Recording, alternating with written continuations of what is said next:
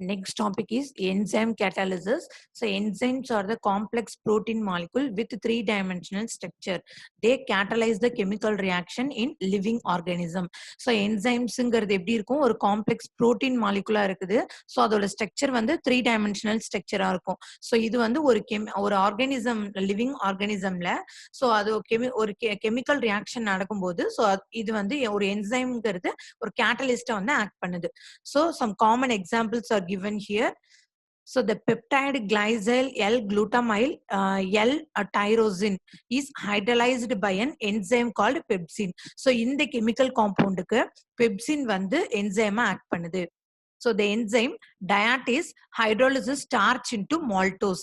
So starch ஓட formula வந்து C6H10O5. So இத வந்து இந்த starch வந்து maltose ஆ மாத்துது. So இதுக்கு enzyme வந்து diatase. So ஈஸ்ட்ல இருக்கிற zymes வந்து குளுக்கோஸை வந்து எத்தனாலா மாத்துது. So C6H12O6ங்கிறது குளுக்கோஸ், C2H5OHங்கிறது எத்தனால். So zymes வந்து குளுக்கோஸை வந்து எத்தனாலா கன்வெர்ட் பண்ணுது.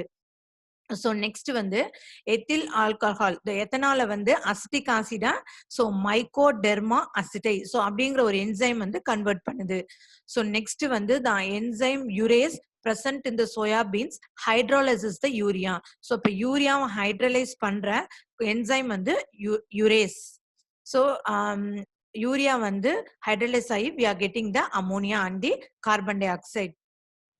So next வந்து மெக்கானிசம். ஸோ மெக்கானிசம்னா என்ன ஸ்டெப்ஸ் ஃபாலோ பண்ணி நமக்கு வந்து ப்ராடக்ட் வந்து ஃபார்ம் ஆகுது. ஸோ இதுல வந்து இஎஸ்ங்கிறது வந்து ரியாக்டன்ட். ஸோ ரியாக்டன்ட்டை நம்ம இங்க வந்து எப்படி மென்ஷன் பண்றோம்னா சப்ஸ்ட்ரேட். ஸோ இந்த ரெண்டு ரியாக்டன் வந்து சேர்ந்துட்டு நமக்கு இஎஸ்ங்கிற ஒரு இன்டர்மீடியட் காம்பவுண்ட் வந்து ஃபார்ம் ஆகுது. ஸோ இதை நம்ம எப்படி சொல்றோம்னா என்சைம் சப்ஸ்ட்ரேட் காம்ப்ளெக்ஸ் அப்படின்னு சொல்றோம். ஸோ இந்த காம்பவுண்ட் வந்து அதாவது பிரேக் ஆயிட்டு we are getting the product and the enzyme. So enzyme வந்து திரும்ப வந்து நமக்கு ரீஜெனரேட் ஆயிடுது. சோ இது வந்து என்சைமோட ஸ்ட்ரக்சர். சோ அப்ப என்சைம்ல வந்து பார்த்தோம்னா ஆக்டிவ் சைட்ஸ் வந்து பிரசன்ட் ஆயிருக்கு. சோ இந்த ஆக்டிவ் சைட்ஸ்ல வந்து நம்ம எடுத்துக்கிற சப்ஸ்ட்ரேட் வந்து கரெக்டா வந்து ஃபிட் ஆகுது. சோ ஃபிட் ஆனதுக்கு அப்புறம் நமக்கு இன்டர்மீடியட் காம்பவுண்ட் வந்து கிடைக்குது. அதுதான் வந்து என்சைம் சப்ஸ்ட்ரேட் காம்ப்ளெக்ஸ். சோ அதுக்கப்புறம் இது வந்து டீகம்போஸ் ஆயிட்டு சோ ப்ராடக்ட் தனியா என்சைம் தனியா கிடைச்சிடுது. சோ நம்ம என்ன என்சைம் வந்து ஸ்டார்டிங்ல எடுத்துட்டோமோ சோ அதே என்சைம் வந்து ரீஜெனரேட் ஆயிடுது. So this is the mechanism of enzyme catalyst reaction. So next வந்து என்னென்ன இதுக்கு ஜெனரல் கேரக்டரிஸ்டிக்ஸ் அப்படின்னு சொல்றாங்க. சோ அப்ப நம்ம ஒரு என்சைம் கேட்டலிஸ்ட் வந்து யூஸ் பண்ணும்போது சோ அந்த ரியாக்ஷன் வந்து எப்படி இருக்குது எஃபெக்டிவ் அண்ட் எஃபிஷியன்ட் கன்வர்ஷனா இருக்குது. சோ ஒரு என்சைம் வந்து ஒரு ரியாக்ஷன்ல வந்து நம்ம ஆட் பண்றோம்னா சோ மில்லியன்ஸ் ஆஃப் ரியாக்டன்ட்டை ப்ராடக்டா அதாவது ஒரு நிமிஷத்திலே ஒரு மில்லியன்ஸ் ஆஃப் ரியாக்டன்ட் வந்து ப்ராடக்டா மாத்திருது அப்படின்னு சொல்றாங்க. So second point enzyme catalysis is highly specific in nature. So ஸ்பெசிபிக்னா வந்து என்னன்னா ஒரு பர்டிகுலர் டைப் ஆஃப் ரியாக்ஷனுக்கு இந்த டைப் ஆஃப் என்சைம்ஸ் தான் யூஸ் பண்ணும் அப்படின்னு இருக்குது. சோ அந்த என்சைம் போடும்போது தான் அந்த ரியாக்ஷன் வந்து ஃபாஸ்டா இருக்கும். சோ அதே என்சைமை வேற ரியாக்ஷனுக்கு நம்ம வந்து எடுத்துக்கும் போது சோ அந்த ரியாக்ஷன் வந்து நடக்கிறது இல்ல. சோ அதான் வந்து சொல்லியிருக்காங்க யூரியா வந்து எடுத்துக்கிறோம். So NH2 C double bond with O NH2 வந்து யூரியாவோட ஸ்ட்ரக்சர். அது வந்து நம்ம ஹைட்ரோலிசிஸ் பண்றோம். we are getting the ammonia and the CO2. So இந்த ரியாக்ஷனுக்கு என்சைம் வந்து எது அப்படின்னு கேட்டலிஸ்ட் வந்து யூரேஸ் வந்து கேட்டலிஸ்டா ஆக்ட் பண்ணுது. சோ இதே வந்து இந்த NH2ல இருக்கிற ஒரு எண்ணுக்கு பதிலா ஒரு மெத்தில் குரூப் வந்து சப்ஸ்டிடியூட் பண்றோம். ஓகே சோ அப்ப இது வந்து மெத்தில் யூரியா. இந்த காம்பவுண்ட் பேரு மெத்தில் யூரியா. இத ஹைட்ரோலிசிஸ் பண்ணும்போது நம்ம யூரேஸ் வந்து கேட்டலிஸ்டா யூஸ் பண்றோம். சோ அப்போ வந்து நமக்கு ரியாக்ஷனே நடக்கல. சோ அப்ப இந்த பர்டிகுலர் டைப் ஆஃப் ரியாக்ஷனுக்கு மட்டும்தான் யூரேஸ் வந்து கேட்டலிஸ்டா ஆக்ட் பண்ணுது. சோ அதனாலதான் இதை வந்து என்ன சொல்றாங்க highly specific in nature. So next one, the third point, enzyme catalyst reaction has the maximum rate at optimum temperature. நம்ம enzyme catalyst யூஸ் பண்ணும்போது ஒரு பர்டிகுலர் டெம்பரேச்சர்ல வந்து அதோட நமக்கு கிடைக்கிற ப்ராடக்ட் வந்து எப்படி இருக்கும் மேக்சிமமா இருக்கு. சோ அந்த பர்டிகுலர் டெம்பரேச்சர் தான் நம்ம என்ன சொல்றோம்னா optimum temperature. So next fourth point, so the rate of the enzyme catalyst reactions varies with the pH of the system. So next fourth one. So fourth one வந்து என்ன சொல்றாங்கன்னா, ஒரு ஒரு பாய்சன் கேட்டலிட்டிக் பாய்சனை வந்து ஆட் பண்ணும்போது, so அந்த என்சைமோட activity வந்து எப்படி இருக்குது? ஸோ டிக்ரீஸ் ஆகுது அப்படின்னு சொல்றாங்க. ஸோ அந்த மாதிரி அந்த என்சைமோட ஆக்டிவிட்டியை வந்து இன்க்ரீஸ் பண்ணும் அப்படின்னா, ஸோ நம்ம இங்க வந்து என்ன எடுத்துப்போம்? ப்ரமோட்டர்ஸ். ஒரு ப்ரமோட்டர்ஸ் வந்து என்ன என்ன பண்ணும்? ஸோ அந்த என்சைமோட ஆக்டிவிட்டியை வந்து இன்க்ரீஸ் பண்ணுது. ஸோ அதை நம்ம எப்படி சொல்றோம்னா, கோ என்சைம்ஸ் ஆர் தி ஆக்டிவேட்டர்ஸ். ஸோ நெக்ஸ்ட் வந்து ஜியோலைட் கேட்டலிசிஸ். ஸோ நமக்கு ஜியோலைட்ஸ் வந்து அதோட ஸ்ட்ரக்சர் வந்து எப்படி இருக்கும் அப்படின்னு பார்த்தோம்னா, மைக்ரோ போரஸ். ஸோ அப்ப அதோட ரொம்ப மைன்யூட் போர்ஸா இருக்கும். கிறிஸ்டலைன் ஸ்ட்ரக்சரா இருக்குது. ஹைட்ரேட்டட்னா அதுல வந்து அந்த மாலிகுல்ல வாட்டர் மாலிகுல்ஸ் வந்து பிரசன்ட் ஆயிருக்குது. So and then alumino silicates அப்படின்னா அந்த அந்த ஜியோலைட்ஸ்ல அலுமினியமும் இருக்கு, சிலிகான் குரூப் எஸ்ஐயும் இருக்கு.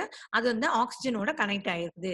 So made of silicon and aluminium tetrahedron. So அப்ப அங்க இருக்கிற அலுமினா அண்ட் தென் சிலிகானோட ஸ்ட்ரக்சர் வந்து எப்படி இருக்குது? டெட்ராஹெட்ரல் ஷேப்ல வந்து இருக்கு.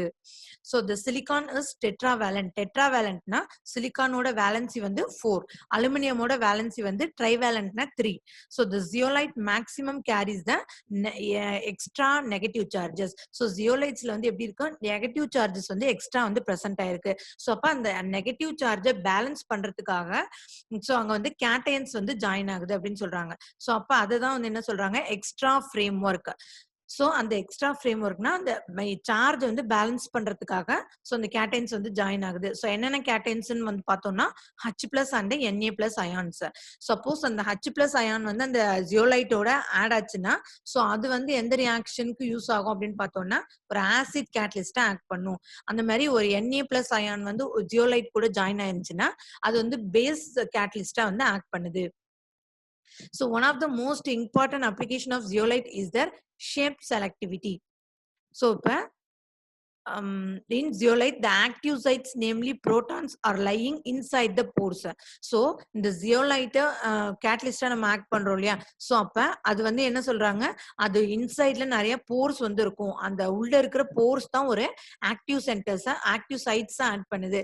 சோ ஆக்டிவ் சைட்ஸ் அந்த இடத்துல ஆட் பண்ணுதுன்னா, சோ அந்த போர்ஸ்ல தான் ரியாக்ஷன்ஸ் வந்து நடக்கும் அப்படின்னு வந்து சொல்றாங்க. So ரியாக்டன் selectivity. ஸோ நம்ம எடுத்துக்கிற ரியாக்டன் வந்து அந்த போர்ஸை விட பெருசா இருந்துச்சுன்னா, ஸோ அப்ப அந்த போர்ஸ்க்குள்ள அந்த ரியாக்டன்ட்டால உள்ள போக முடியாது. ஸோ அந்த டைம்ல ரியாக்ஷன் வந்து நடக்காது. ஸோ ஒரு பர்டிகுலர் ஷேப்ல அந்த அந்த போர்ஸுக்கு ஏத்த மாதிரி ஷேப்ல இருந்தா மட்டும்தான் சோ அந்த போர்ஸ்குள்ள போயிட்டு ரியாக்ஷன் வந்து நடக்கும். சோ அப்ப அதுதான் என்ன சொல்றாங்க? ஷேப் செலக்டிவிட்டி அப்படின்னு சொல்றாங்க. சோ செகண்ட் வந்து transition state selectivity. So transition ஸ்டேட்னா வந்து என்ன அர்த்தம்? ஒரு ரியாக்டன்ட் வந்து ஒரு 2 ரியாக்டன்ட் சேர்ந்து உடனே ப்ராடக்ட் வந்து கொடுக்காது. சோ அதுக்கு இடையில வந்து ஃபார்ம் ஆகுற இன்டர்மீடியட் காம்பவுண்ட் பேர் தான் நம்ம என்ன சொல்றோம்? டிரான்சிஷன் ஸ்டேட்னு சொல்றோம். சோ அப்ப அந்த டிரான்சிஷன் ஸ்டேட் ஃபார்ம் ஆகுற ப்ராடக்ட் வந்து அதோட சைஸ் வந்து போர்ஸை விட பெருசா இருந்துச்சுன்னா, சோ நமக்கு ப்ராடக்ட் வந்து ஃபார்ம் ஆகாது அப்படின்னு சொல்றாங்க. சோ அதுதான் வந்து டிரான்சிஷன் ஸ்டேட் செலக்டிவிட்டி. ப்ராடக்ட் செலக்டிவிட்டினா, சோ நமக்கு கிடைக்கிற ப்ராடக்ட் வந்து சோ அந்த போர்ஸை விட்டு வெளில வர முடியல அப்படின்னா, சோ நமக்கு வந்து என்ன ஆகாதுன்னா அந்த ப்ராடக்ட் மாலிகுல்ஸ் நமக்கு வந்து கிடைக்காது. சோ அதுதான் வந்து ப்ராடக்ட் செலக்டிவிட்டி. சோ நெக்ஸ்ட் வந்து ஃபேஸ் டிரான்ஸ்ஃபர் கேட்டலிசிஸ். சோ இப்ப இதுல வந்து என்ன சொல்றாங்கன்னா, ஒரு 2 ரியாக்டன்ட் வந்து எடுத்துக்கிறோம். சோ எல்லா ரியாக்டன்ட்டுமே ஒரே சால்வென்ட்ல டிசால்வ் ஆகாது. சோ இந்த ரியாக்டன்ட் ஃபர்ஸ்ட் ரியாக்டன்ட் வந்து ஒரு சால்வென்ட்ல வந்து கரையுது. சோ செகண்ட் ரியாக்டன்ட் வந்து இன்னொரு சால்வென்ட்ல வந்து கரையுது. சோ அப்படின்னா இப்ப 2மே வந்து மிக்ஸ் ஆகாது. சோ அந்த சால்வெண்ட் வந்து என்ன சொல்றோம்? இம்மிசிபிள். இம்மிசிபிள்னா 2ம் மிக்ஸ் ஆகாது. தனித்தனி லேயர்ஸா இருக்கும். சோ அததான் வந்து என்ன சொல்றோம்? இன்மிசிபிள். அது solvents form the separate phases. So 2 ஃபேஸஸா தனித்தனியா நிக்குது அப்படின்னு சொல்றாங்க. சோ ஒண்ணு வந்து ஆர்கானிக் ஃபேஸா இருக்கும். இன்னொன்னு வந்து ஏக்வஸ் ஃபேஸா இருக்கும். சோ தி தேர்ட் சால்வெண்ட், மூணாவதா ஒரு சால்வெண்ட் வந்து நம்ம ஆட் பண்றோம். அது வந்து என்ன ஆகுது? அந்த 2 சால்வெண்ட்லயுமே வந்து கரையுது. சோ அப்ப வந்து என்ன பண்ணும்? அந்த 2 ஃபேஸுக்கும் இடையில போயிட்டு சோ அந்த ரியாக்டன்ட் வந்து மிக்ஸ் பண்ண வைக்குது. சோ ஃபேஸ் டிரான்ஸ்ஃபர் கேட்டலிசிஸ் வந்து நம்ம ஆட் பண்ணும்போது, சோ நம்ப இந்த மாரி ஒரு 3வது சால்வெண்ட்ட வந்து ஆட் பண்ணும் அப்படின்னு வந்து அவசியம் இல்ல நமக்கு. சோ இந்த நெக்ஸ்ட் வந்து என்ன ஆகுது? இந்த நம்ம ஃபேஸ் டிரான்ஸ்ஃபர் கேட்டலிசிஸ் வந்து ஆட் பண்ணும்போது, சோ அந்த 2 ரியாக்டன்ட்டுமே அதாவது ஆம் ஆ வாட்டர் ஏக்வஸ் ஃபேஸ்ல அண்ட் தென் ஆர்கானிக் ஃபேஸ்ல இருக்கிறது ரெண்டுமே வந்து மிக்ஸ் ஆகுது அப்படின்னு சொல்றாங்க. ஸோ எக்ஸாம்பிள் வந்து குடுத்துருக்காங்க. ஸோ RCl இது வந்து ஆர்கானிக் ஃபேஸ்ல இருக்கிற காம்பவுண்ட். NaCnங்கிறது ஏக்வஸ் ஃபேஸ்ல இருக்கிற காம்பவுண்ட். ஸோ அப்ப இது ரெண்டும் ரியாக்ஷன்ல இன்வால்வ் ஆகி என்ன பண்ணுது? இங்க இருக்கிற CNக்கு பதிலா CN வந்து ஆட் ஆகுது. சோ அப்ப இங்க இருக்கிற ஏக்வஸ்ல இருக்கிற CN வந்து ஆர்கானிக் ஃபேஸ்க்கு போகுது. So we are getting RCN. அப்புறம் இங்க இருக்கிற Cl வந்து ஆர்கானிக் ஃபேஸ்ல இருக்கிற Cl வந்து Na கூட போய் சேர்ந்துருது. சோ NaCl கிடைக்குது. அது வந்து ஏக்வஸ் ஃபேஸ்ல வந்து இருக்குது. சோ இந்த காம்பவுண்ட் பேரு RClங்கிறது வந்து என்ன சொல்றாங்க? 1 குளோரோ ஆக்டேன். சோ அதாவது என்னன்னா குளோரின் வந்து ஃபர்ஸ்ட் பொசிஷன்ல இருக்குது. சோ அதனால 1 குளோரோ ஆக்டேன். சோ அந்த மாதிரி RCN அந்த மாதிரி கிடைக்கும்போது சோ இந்த 1 சயனோ ஆக்டேன் அப்படின்னு சொல்றாங்க. சோ இந்த ரியாக்ஷனோட மெக்கானிசம் வந்து எப்படி அப்படின்னு பார்த்தோம்னா, சோ நம்ம டெட்ரா அல்கைல் அமோனியம் கேட்டைன் வந்து ஒரு கேட்டலிஸ்டா வந்து ஆட் பண்றோம். சோ கேட்டலிஸ்ட் சோ நம்ம ஆல்ரெடி என்சைம் இதுல பார்த்திருப்போம். சோ இந்த கேட்டலிஸ்டும் ஒரு ரியாக்டன்ட்டும் ஃபர்ஸ்ட் ரியாக்ஷன்ல வந்து இன்வால்வ் ஆகுது. சோ கேட்டலிஸ்ட் வந்து டெட்ரா அல்கைல் அமோனியம் கேட்டையன். சோ இது வந்து ஏக்வஸ்ல இருக்கிற NaCN கூட ஃபர்ஸ்ட் ரியாக்ஷன்ல இன்வால்வ் ஆகுது. சோ அப்ப இங்க இருக்கிற CN போய் Cl வந்து CN போய் ரீப்ளேஸ் பண்ணிடுது.